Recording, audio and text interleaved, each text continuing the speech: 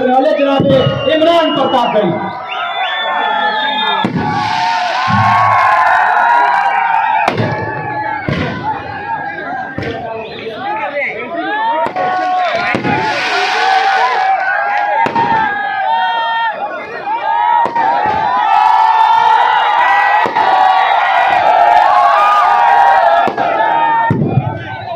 मालेगांव की तारीखी सरजमीन और मेरी आंखों के सामने बड़ी तादाद में मौजूद मेरे नौजवान साथियों, बुजुर्गों और जहां तक मेरी आवाज पहुंच रही है वहां मुझे लाउड स्पीकर के जरिए सुन रही मेरी माँ और बहनों, भारत जोड़ो बुनकर सम्मेलन, आज का ये तारीखी प्रोग्राम और आपका तारीखी इस्तकबाल, मैं मुबारकबाद दूंगा एजाज बेग साहब को, उनके साथी फारूक साहब को कि आपने खूबसूरत शाम सजाई है और बड़ी तादाद में शहर के नौजवान और बुजुर्गों को इकट्ठा किया है। यहां मौजूद माइनॉरिटी डिपार्टमेंट के स्टेट चेयरमैन वजाहत मिर्जा साहब, प्रभारी अहमद खान साहब, पूर्व मंत्री अनीस अहमद साहब, इब्राहिम भाईजान जी, हाजी बब्बू खान साहब, तारिक फारूकी साहब, जमील क्रांति साहब, निजामुद्दीन राइन साहब, बिहार के स्टेट चेयरमैन मिन्नत रहमानी साहब और झारखंड की सरजमीन से आए हुए बुनकरों के बड़े नेता, बुनकरों के लिए बड़ा काम करने वाले मरहूम हाजी अब्दुल रज़ाक साहब के बेटे अनवार अहमद साहब, उन सब का खैर मकदम करता हूं, इस्तकबाल करता हूं। एक शख्स को बहुत उसकी मेहनत के लिए मुबारकबाद देता हूं जिसने पिछले 10 दिन से बहुत मेहनत की, नासिर नजीर जो औरंगाबाद से हैं, उन्होंने इस प्रोग्राम में बड़ी मेहनत की। तकरीबन आधे घंटे का वक्त है आपसे गुफ्तगू करने के लिए। बाहर जो साथी इधर उधर टहल रहे हैं उनसे मेरी गुजारिश है कि वो अंदर आ जाएं। मैं थोड़ी देर आपके बीच में संजीदा गुफ्तगू करूंगा और फिर उसके बाद आप अगर कहेंगे तो आपको थोड़ी बहुत शायरी भी सुनाऊंगा। कभी साहिर ने कहा कि कितनी आसाइशें हंसती रही हैं वालों में, कितनी आसाइशें हंसती रही हैं वालों में, कितने दर मेरी कहानी पे सदा बंद रहे, मेरे हाथों ने बुनी रेशमी पोशाकें मगर मेरे कपड़ों के मुकद्दर में तो पैबंद रहे। दोस्तों, जब मैं मेंबर ऑफ पार्लियामेंट बन के साल भर पहले देश की सबसे बड़ी पंचायत में पहुंचा, संसद में पहुंचा, तो मेरे जहन में यह था कि मैं जब उस ऐवान में पहुंचूंगा और पूरा मुल्क मुझे सुनेगा, तब मुझे कुछ जरूरी मुद्दे हैं जिन पर बात करनी है, जिन्हें उठाना है। सबसे पहले मेरे जहन में ख्याल था कि जब मैं पार्लियामेंट पहुंचूंगा तो बात करूंगा तो शुरू करूंगा, नजीब की मां के आंसुओं का दर्द बयान करूंगा, अलीगढ़ यूनिवर्सिटी के बच्चों का दर्द बयान करूंगा, इलाहाबाद यूनिवर्सिटी के बच्चों की बढ़ी हुई फीस का मुद्दा उठाऊंगा, जामिया के बच्चों की बात करूंगा। लेकिन वहीं कहीं मेरे जहन में यह भी था कि जब मैं खड़ा होऊंगा उस ऐवान में तो मेरी जिम्मेदारी बनेगी कि मैं एक ऐसे समाज की आवाज बनकर के उस ऐवान में बोलूं जिसे बुनकर समाज कहा जाता है। और आपको वो दिन याद होगा कि जब मुझे मौका मिला तो मेरी जो दूसरी स्पीच हुई पार्लियामेंट में वो बुनकर समाज पर थी और मैंने उस ऐवान में खड़े होकर के ये कहा कि एक ऐसा समाज जो इस देश को कृषि के बाद सबसे ज्यादा रोजगार देता है वो बुनकर उद्योग है। उस बुनकर उद्योग को तबाह कर दिया है हुकूमत ने पिछले 9 साल में। वो उद्योग जिसे पावर लूम इंडस्ट्री कहा जाता है, जिसे हैंडलूम इंडस्ट्री कहा जाता है, उसे तबाह कर दिया इस सरकार ने, क्योंकि वो आपकी आर्थिक तौर पर कमर तोड़ने पे लगे हुए हैं। कभी तनवीर ने एक शेर कहा था कि जरा सी बहस को दंगा बनाया जाता है, तमाम शहर को लंका बनाया जाता है, हमें जलाओ ना यारों के वो कपास है, हमें मिला के तिरंगा बनाया जाता है।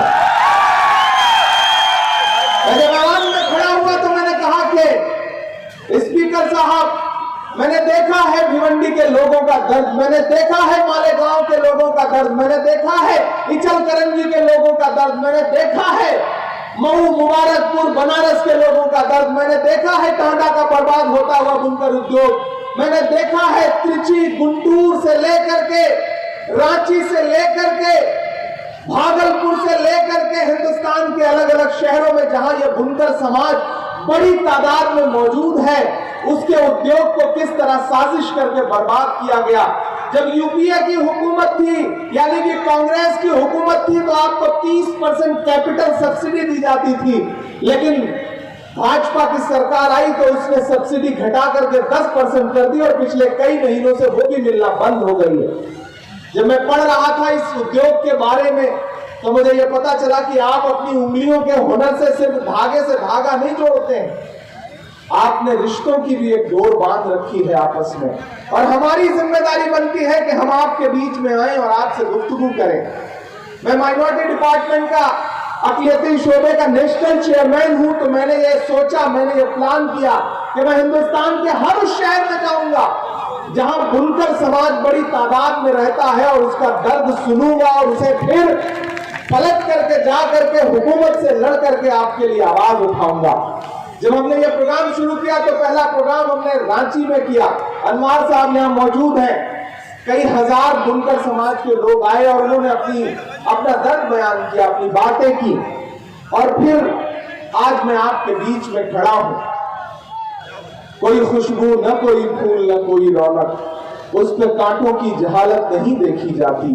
हमने खोली थी इसी बाग में अपनी आंखें, हमसे इस बाग की हालत नहीं देखी जाती। मालेगांव वालों, आप मुझे बताओ, शायद जानते हैं, मैं जानता हूं इस भीड़ में तमाम ऐसे नौजवान और बुजुर्ग बैठे होंगे जिन्होंने किसी न किसी लम्हे में मेरी नज़्में सुनी है और मेरे लिए अपने मुसल्लों पे बैठ के दुआएं दी हैं। मैं जानता हूं कि जब मैं मदरसों की नज़्म पढ़ता था तब आप मेरे लिए दुआएं करते थे कि अल्लाह इस बच्चे को हिफाजत रखे।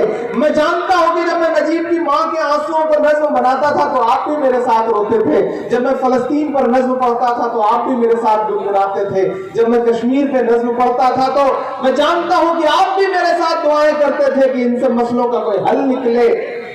लेकिन फिर आपने देखा कि एक दिन मैं सियासत में चला गया, बहुत सारे साथी नाराज भी हुए, बहुत सारे साथी खुश भी हुए। एक शायर बिरादरी का आदमी जो है वो सियासत में चला गया। मैं क्यों चला गया सियासत में? आज यहाँ आने का मकसद ये भी था कि मैं आऊं और आपके बीच में बात करूं, आपसे संवाद करूं, आपसे गुफ्तगू करूं।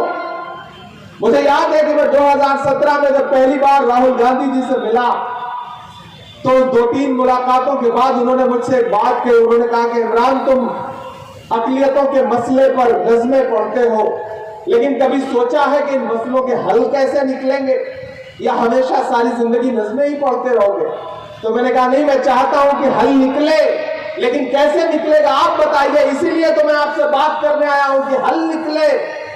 तो उन्होंने कहा कि अगर चाहते हो कि इन मसलों के हल निकले तो खुद सियासत में आओ, सियासत में अच्छे लोगों की जरूरत है।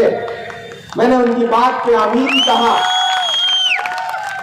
और मैंने सियासत का रुख किया, और आज यहाँ बतौर मेंबर ऑफ पार्लियामेंट आपके सामने खड़ा हूं। हमने जब इस प्रोग्राम को प्लान किया तो इसका नाम हमने भारत जोड़ो बुनकर सम्मेलन रखा। जब एजाज भाई आए थे मेरे पास दिल्ली, नासिर नजीर साहब आए थे, फारूक साहब आए थे मेरे पास दिल्ली, तो उन्होंने मुझसे कहा था कि इमरान साहब मालेगांव आइए। तो मैंने कहा मालेगांव में तो बहुत सारे लोग थे जो छोड़ छाड़ के चले गए हैं, कुछ बचा है क्या अभी? तो उन्होंने कहा कि हम बचे हैं और हम लड़ रहे हैं। तो मैंने कहा आपने आवाज दी है तो इंशाल्लाह मैं जरूर आऊंगा, और मैं आज हाजिर हुआ। एजाज भाई यहाँ खड़ा होकर कह रहा हूं, इस बात की परवाह मत करिए कौन बचा है, कौन चला गया, कौन नहीं है, ये सोचना छोड़ दीजिए।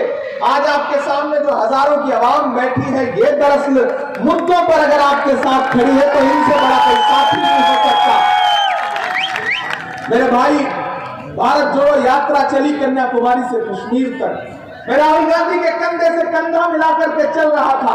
मैं मालेगांव में खड़ा हूं, मैं महाराष्ट्र में पहली बार मेंबर ऑफ पार्लियामेंट बनके किसी जलसे में आया हूं, तो सबसे पहले मैंने मालेगांव को चुना है। मैं मालेगांव से शुरुआत कर रहा हूं, इसलिए क्योंकि मैं जानता हूं ये वो शहर है जिसने मुझे दुआएं दी हैं।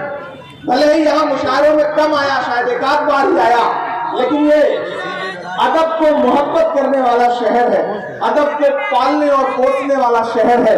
मैं इस शहर में खड़ा होकर के बतौर मेंबर ऑफ पार्लियामेंट आपसे एक वादा करता हूं। उस दिन जब एजाज साहब आए थे और उनके साथ ही आए थे, तो हमने इनसे पूछा था कि मैं उस शहर में अभी तक नहीं आया हूं, लेकिन अगर आऊं तो वहां के लिए क्या कर सकता हूं, मुझे बताइए। अब तो खुदा ने मेरे हाथ में ताकत दी, पहले जबान में ताकत दी, अब तो कलम में भी ताकत दे दी है। बताइए मैं क्या कर सकता हूं उसके लिए।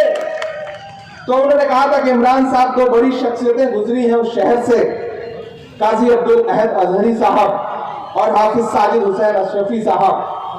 अगर इनसे मंसूब करके कुछ कर सकिए तो बताइए।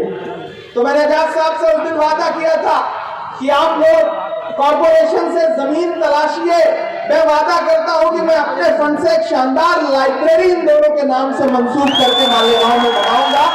और मेरी कोशिश रहेगी कि यहाँ तालीम पर कुछ बुनियादी काम हो सके।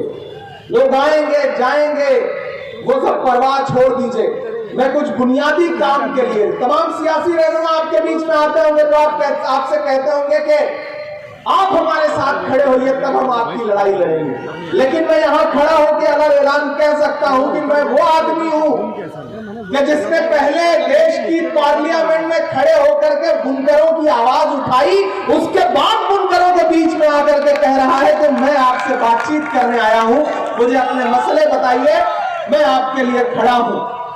क्योंकि मैं डरा नहीं, मैं झुका नहीं, कहीं छुप छुपा के खड़ा नहीं। जो डटे हुए हैं महाज पर, मुझे उन सफों में तलाश कर। मैं चुप नहीं हूं, मैं जानता हूं कि दौर मुश्किल है, मैं जानता हूं कि वक्त मुश्किल है, आवाजें खामोश की जा रही हैं, होठों पे ताला लगाया जा रहा है, जिंदान खुले हुए हैं, डराया जा रहा है। लेकिन मैं उसको गवाह बना के कहता हूं कि एक लम्हा भी पिछले तमाम वक्त में ऐसा नहीं गुजरा है जब मैंने आपकी परवाह के बगैर गुजारा हो और बिना आपके लिए लड़ते हुए गुजारा हो। चाहे वो सड़क हो, चाहे वो पार्लियामेंट हो, आपकी आवाज बनकर के दोनों जगह मुसलसल पूरी मजबूती से बोल रहा हूं। इसलिए मैं आपसे ये कहने आया हूं साथियों कि वक्त की तब्दीलियों को पहचानिए, वक्त के साथ चलिए। मायूस होने से काम नहीं चलेगा, मुत्तहिद होने से काम चलेगा।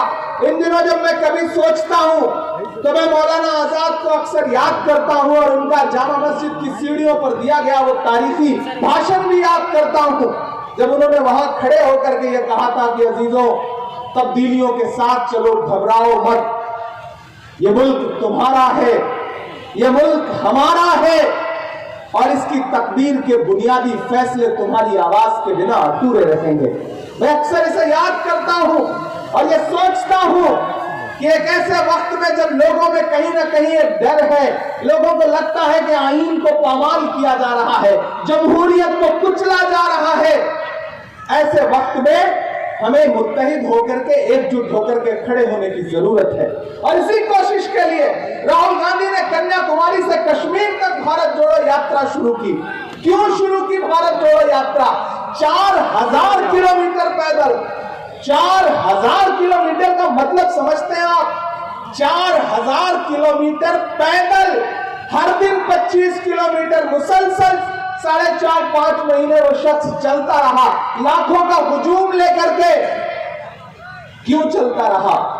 सिर्फ एक नारा था उसके लब पर, नफरत छोड़ो भारत जोड़ो, नफरत छोड़ो, नफरत को कम करने की कोशिश। मैं बताता हूं, मीडिया के साथी मुझसे पूछते हैं, कहते हैं कि इमरान साहब आप क्या कहेंगे, राहुल गांधी ने भारत जोड़ो यात्रा क्यों की? तो मैं उनसे कहता हूं कि राहुल गांधी जानते हैं इस देश में, इस मुल्क में जब तक नफरत कम नहीं होगी तब तक भाजपा कम नहीं होगी। इसलिए उन्होंने कन्याकुमारी से कश्मीर तक का रुख किया और नफरत को कम करने का बीड़ा उठाया और उसी का असर हुआ। अभी कर्नाटक का रिजल्ट आया, आपने देखा, तमाम ताकत लगाने के बावजूद भारतीय जनता पार्टी बुरी तरह हार गई, बुरी तरह हार गई।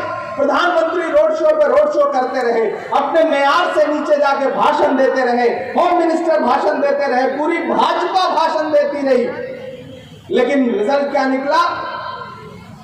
मोहब्बत जीत गई और नफरत हार गई। और उसका असर क्या हुआ? जैसे ही रिजल्ट आया, कांग्रेस की सरकार बनने का ऐलान हुआ, सबसे पहला तोहफा क्या मिला मुल्क को? 2000 का नोट बंद कर दिया गया। प्रधानमंत्री जी ने 2000 का नोट बंद कर दिया। अच्छा, उन्होंने भी सोचा होगा कि जो नोट हमारे चुनावी काम नहीं आ सका उसे बंदी कर दिया जाए, क्या फायदा।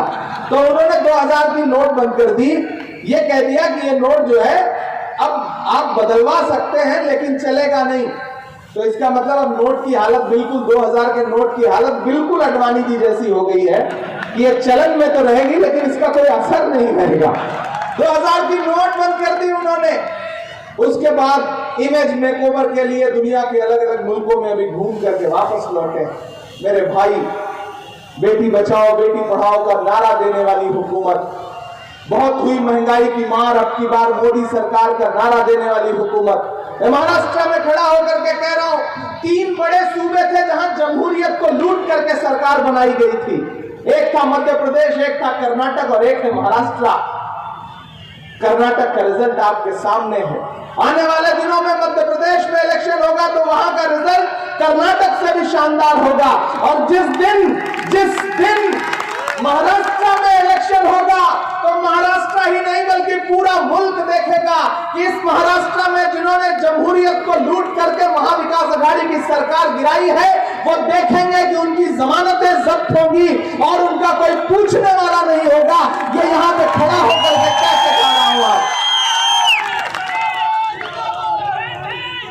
और साहब, इस सफर में तमाम लोग ऐसे हैं जो छोड़ के जाएंगे। जाना दीजिए, बहुत सारे लोग चले गए। मैंने तो कभी एक शेर कहा था कि कांटे गुल के साथ नहीं चल सकते हैं, बुज़दिल फूल के साथ नहीं चल सकते हैं। कांटे गुल के साथ नहीं चल सकते हैं। ये लड़ाई बहुत बड़ी है। इस बड़ी लड़ाई में वही खड़ा होगा जिसमें हिम्मत होगा। मैं खड़ा हूं संसद में भी और संसद के बाहर सड़क पर भी। मैं हजार किलोमीटर का सफर तय करके हर दिन किसी न किसी शहर में जाकर के लोगों को बेदार कर रहा हूं। मैं कल हैदराबाद में था, उससे पहले रांची में था, उससे पहले कर्नाटक में था, केरल में था, तमिलनाडु में था, बिहार में था, यहां खड़ा हूं। तो आपसे यही कहने आया हूं कि नहीं डरिए मत। मोहब्बत को आखिरकार जीतना है और नफरत को हारना है, इसके अलावा कोई चारा नहीं। बस वक्त की आंख से आंख मिलाइए, बेदार रहिए, वक्त की नब्ज को पकड़ के रखिए, क्योंकि वक्त बहुत बेरहम होता है। मेरी नई नस्लों, वक्त बहुत बेरहम होता है। जिन अंग्रेजों की हुकूमत में कभी सूरज नहीं डूबता था, वो वक्त को नहीं पहचान सके तो आज उनके राजाओं के कपड़े बैंड बाजे वाले पहनते हैं। वक्त बहुत बेरहम होता है। वक्त की नब्ज को पकड़ करके चलना है। और अगर आप इसी तरह चले तो यकीनन आने वाला दिन इस मुल्क की जमहूरियत के लिए अच्छा है। लड़ाई थोड़ी मुश्किल जरूर है। एक नज़्म आपको सुनाता हूं, आप थोड़ा मूड में आएंगे क्योंकि वक्त बहुत कम बचा है। 20-22 मिनट है। मैं कोशिश करूंगा थोड़ी शायरी भी हो जाए और थोड़ा आपसे गुफ्तगू भी हो जाए। हर भारतवासी की चाहत जीत गई कर्नाटक में, जीत गई कर्नाटक में। हमने आज से 10-12 साल पहले देखा था, जो एक मिसरे पे मोहब्बतें लुटाता था, दामन भर देता था। मुझे देखना है कि वो जज्बा, वो मोहब्बत आज भी शहर में बाकी है या नहीं बाकी है। कि हर भारत वासी की चाहत जीत गई कर्नाटक में, जीत गई कर्नाटक में। हर भारतवासी की चाहत जीत गई कर्नाटक में, नफरत हारी और मोहब्बत जीत गई कर्नाटक में। हर भारतवासी की चाहत जीत गई कर्नाटक में, जीत गई कर्नाटक में। पहला बंद करता हूं और यहां से वहां तक पुकारता हूं आपको कि नफरत छोड़ो भारत जोड़ो वाला नारा जीत गया। अब तैयार रहना, जो लोग खड़े हैं हाथ बांध के, जो भी फैसला नहीं कर पा रहे हैं कि हम किस जलसे में आ गए, मैं उनको भी पुकारता हूं, उनकी भी शिरकत हो कि नफरत छोड़ो भारत जोड़ो वाला नारा जीत गया। लाखों वाले सूट से एक टी-शर्ट हमारा जीत गया। नफरत छोड़ो भारत जोड़ो वाला लाखों वाले सूट से एक टी शर्ट हमारा जीत गया। एक तपस्वी सच का दामन थाम अकेला निकला था। सब झूठों की हार हुई और एक बंजारा जीत गया। उसकी जिद और उसकी बगावत जीत गई कर्नाटक में। नफरत हारी और मोहब्बत जीत गई कर्नाटक में हर भारत। मालेगांव वालों, हम लड़ते रहे, हमने सवाल खड़े किए, पार्लियामेंट में खड़े होकर हमने पूछा कि पेट्रोल डीजल इतना महंगा क्यों हुआ। यहां बैठे हैं, मैं आपसे बात कहना चाहता हूं, नई नस्लों, आपके बीच में बड़ी जज्बाती बातें तो की जाती हैं, लेकिन बुनियादी मुद्दों पर बुनियादी जगहों पे बातें नहीं की जाती। मैं कोशिश कर रहा हूं कि मैं बुनियादी जगहों पे खड़ा होकर के बुनियादी बातें करूं, जरूरी बातें करूं। मैंने हुकूमत से पूछा कि बताइए वो पेट्रोल और डीजल जो 58 रुपए लीटर था, आज वो 100 रुपए के पास कैसे पहुंच गया।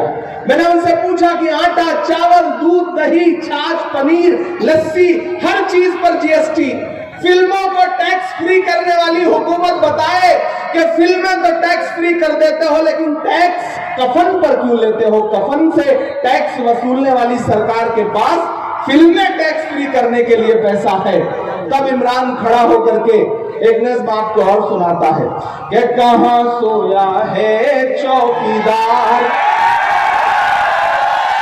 अच्छा, बहुत समझदार लोग हैं आप, मैंने कोई इशारा नहीं किया, बस मैंने चौकीदार कह दिया और आप समझ गए कि मैं किसके लिए बात कर रहा हूं। सलाम करता हूं आपकी समझदारी को।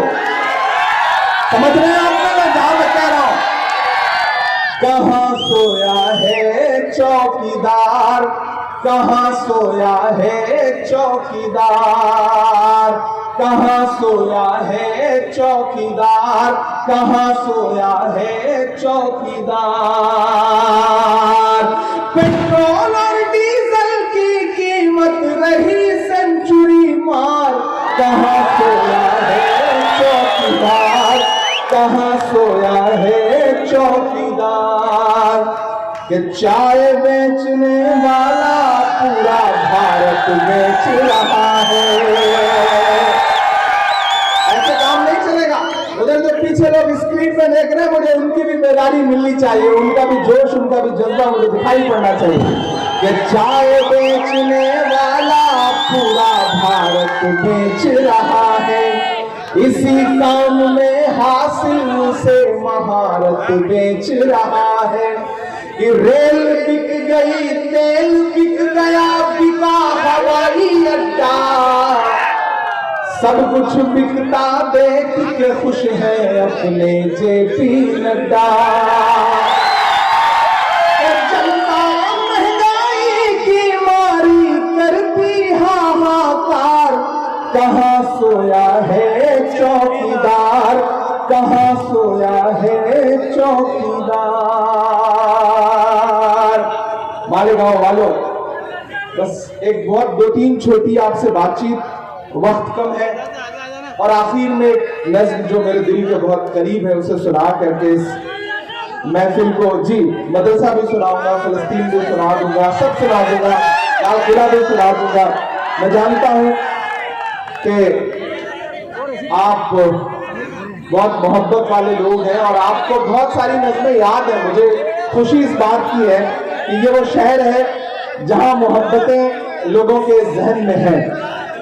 ये डराने की जो साजिशें हैं, ये जो कोशिशें हैं, इससे डरने की जरूरत नहीं है। हुकूमत हर दिन डराएगी। मुझे याद है कि जिस दिन हम लोगों ने पार्लियामेंट में खड़े होकर के महंगाई के खिलाफ आवाज उठाई, हमारे 70 एमपीज को पुलिस ने हिरासत में लिया, जिसमें राहुल गांधी जी भी थे, और हम 7 घंटे पुलिस थाने में डिटेन रहे। लेकिन हम वहां भी बैठ करके नारे लगाते रहे कि मोदी अडानी भाई भाई देश बेचकर खाई मलाई। हम वहां भी खड़े होकर के नारे लगाते रहे और हम उनसे कहते रहे कि नहीं, हमें डराइए मत। हमने पुलिस वाले साथियों से भी कहा कि जब आप गैस सिलेंडर भरवाने जाते हैं तो जो 400 रुपए का गैस सिलेंडर था वो 1150 का भरवाते हैं, तो जेब तो आपकी भी ढीली होती है। उन्होंने कहा कि हाँ सांसद साहब क्या करें, होती तो है लेकिन मजबूरी है, ड्यूटी भी तो करनी है। तो मैं आपसे कह रहा हूं मेरे भाई कि हम मुद्दों पर बोल रहे हैं। हुकूमत हर दिन डराना चाहती है, हुकूमत चाहती है कि नस्लें खामोश हो जाएं, लेकिन नहीं, हम डरेंगे नहीं, हम सवाल करते रहेंगे। जो राहुल गांधी जी का नारा है कि डरो मत, भारत को जोड़ो, हिंदू मुस्लिम सिख ईसाई जैन बौद्ध दलित सब एकजुट हो और इस जालिमाना जो फैसले हैं उसके खिलाफ आवाज उठाएं। और फिर अगर कोई डराने की साजिश करे तो कोई शायर इमरान प्रतापगढ़ी बनकर के मालेगांव में खड़ा होकर के अलल ऐलान फिर ये बोले कि वक्त के हाकिमों बादशाहों सुनो, जुल्म की फौज के सरबराहों सुनो, कातिलों के सभी खैर खाहों सुनो, ऐ सियासत के मगरूर शाहों सुनो, के मत समझना डराने से डर जाएंगे। अब पहुंचाना दिल्ली तक अगले मिसरे को, के मत समझना डराने से डर जाएंगे, अब के सारी हदों से गुजर जाएंगे। मत समझना डराने से डर जाएंगे, अब के सारी हदों से गुजर जाएंगे। मौत के नाम का खौफ देता है क्यों, मौत के नाम का खौफ देता है क्यों, मौत जिस रोज आएगी मर जाएंगे। मत समझना डराने से डर जाएंगे कि हमने ज़मज़म दिया, आबे गंगा दिया। महान बादशाह सिकंदर ने यूनान फतेह किया। यूनान फतेह करने के बाद वो यूनान की सड़कों पर निकला जीत का जश्न मनाने के लिए। तो उसने देखा कि पूरा शहर जश्न मना रहा है, लेकिन सड़क के किनारे एक फकीर नींदी आंखों में सो रहा है, एक लिहाफ ओढ़ करके मैला सा। सिकंदर को गुस्सा आया, सिकंदर अपने घोड़े से उतरा और उस फकीर के पास जाके उसे जोर से एक लात मार के कहा कि क्यों रे फकीर, पूरा शहर जश्न मना रहा है, मैंने शहर फतेह कर लिया और तू सो रहा है। तो फकीर ने उन्हीं आंखों से सिकंदर को देखा और देख करके कहा कि शहर फतेह करना बादशाह का काम है, लेकिन लात मारना तो गधे का काम है। क्या खुदा की कायनात में इंसानों की कमी हो गई है जो उसने बादशाहत एक गधे के हाथ में सौंप दी है? मेरे भाई हम अलल ऐलान ये कह रहे हैं कि हमने ज़मज़म दिया, आप गंगा दिया, तुमने भारत को दंगा ही दंगा दिया। हमने ज़मज़म दिया, आब गंगा दिया, तुमने भारत को दंगा ही दंगा दिया।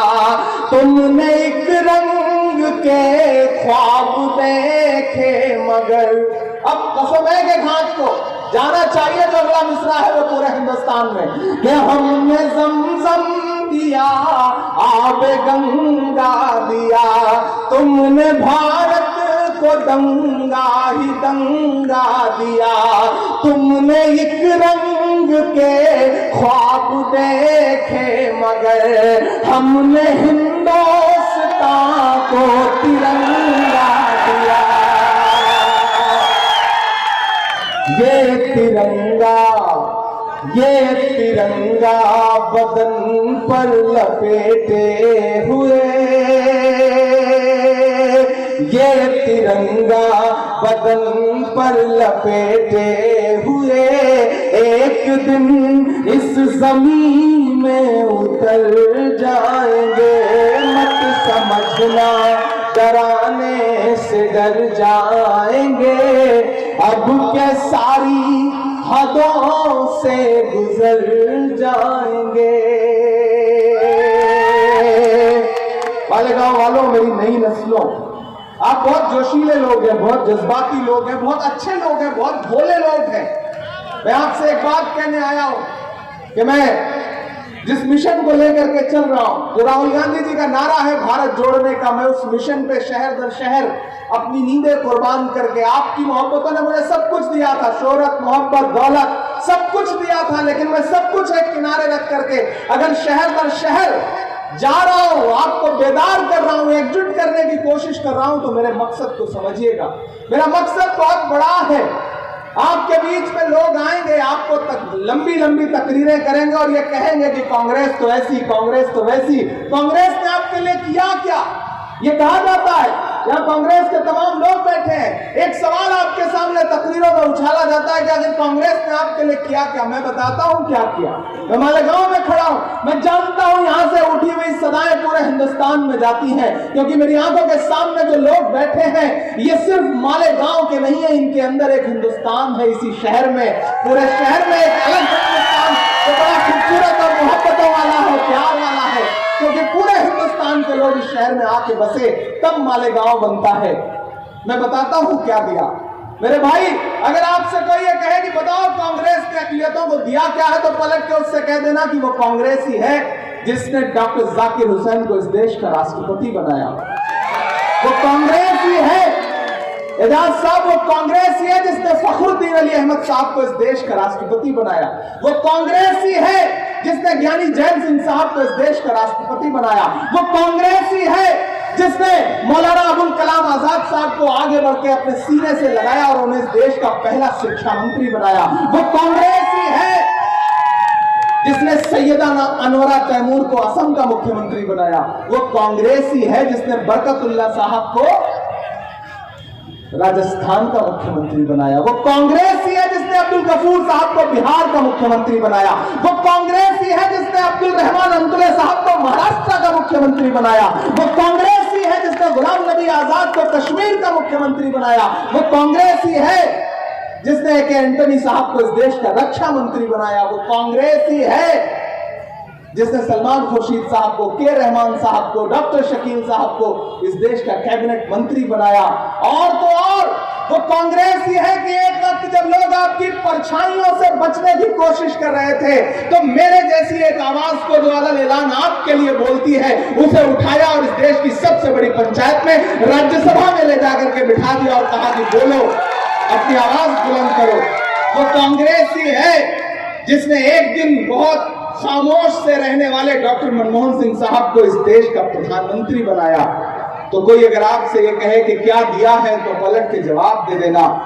और इतना आपसे गुजारिश करता हूं मेरे भाई कि ये वक्त बहुत मुश्किल है। इस मुश्किल वक्त में बहुत समझदारी से फैसले लेने हैं और आगे बढ़ना है। सोचना ये है कि जो दिल्ली की हुकूमत है वो कैसे बदले, क्योंकि अगर वो नहीं बदलेगी तो आप सूबों में हुकूमत बना भी लोगे तो लूट ली जाएगी। हमारा मिशन वो है, हमारा ख्वाब वो है कि 2024 में लाल किले की दीवार से जो तिरंगा झंडा फहराए उस शख्स का नाम राहुल गांधी हो। मैं उस मिशन को लेकर के निकला हूं। अब चूंकि लाल किले का जिक्र आया है और आखिर में 8 मिनट बचे हैं, तो मैं आखिर में लाल किले की नज़्म सुना करके इस महफिल को अंजाम तक पहुंचाता हूं। मैं कभी कभी सोचता हूं कि ये जो इमारतें हैं, हाँ वो भी सुना देंगे, आपकी हर फरमाइश पूरी की जाएगी। मैं कभी कभी सोचता हूँ, हाँ कुछ मेरे हिसाब से सुनाने दीजिए, फिर वो भी आपके तक भी आएंगे। मैं कभी कभी सोचता हूँ जब मैं दिल्ली में लाल किले के आसपास से गुजरता हूँ और उन दीवारों को देखता हूँ और फिर नफरती चिंटुओं के बयान सुनता हूँ, तो फिर मुझे लगता है कि अगर ये दीवारें बोल पाती तो शायद यूं बोलती।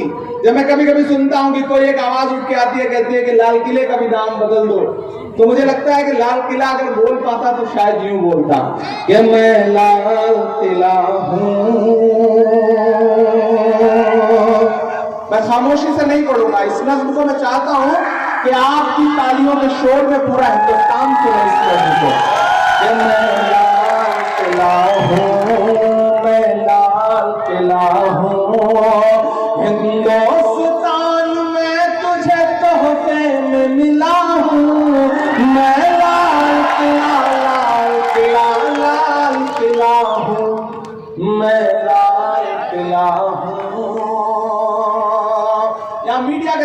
बैठे हैं। मुझे खुशी है कि यहाँ उर्दू मीडिया मजबूत है। मैं पहला बंद पढ़ता हूं इस नज्म का कि मेरे बनाने वाले से नफरत भी है उनको और मेरी दीवारों से मोहब्बत भी है उनको। एक तेवर, एक बेबाकी जिसके लिए आप इमरान को पसंद करते हैं, भारत का इमरान खड़ा होकर के बोल रहा है कि मेरे बनाने वाले से नफरत भी है उनको और मेरी दीवारों से मोहब्बत भी है उनको। सदियों की गवाही है मेरी लाल दीवारें, सदियों की गवाही है मेरी लाल दीवारें, भारत की सिपाही है मेरी लाल दीवारें। ये तामीर कामयाब हूं मैं शाहजहां का, तामीर कामयाब हूं मैं शाहजहां का, देखा गया एक ख्वाब हूं मैं शाहजहां।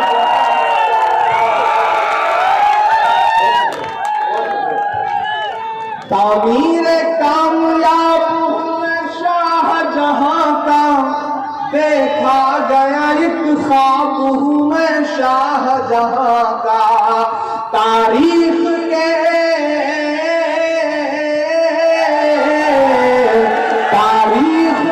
पन्नों का मैं शिकवा हूं, गिला हूं मैं, लाल किला लाल किला लाल किला हूं मैं, लाल किला हूं।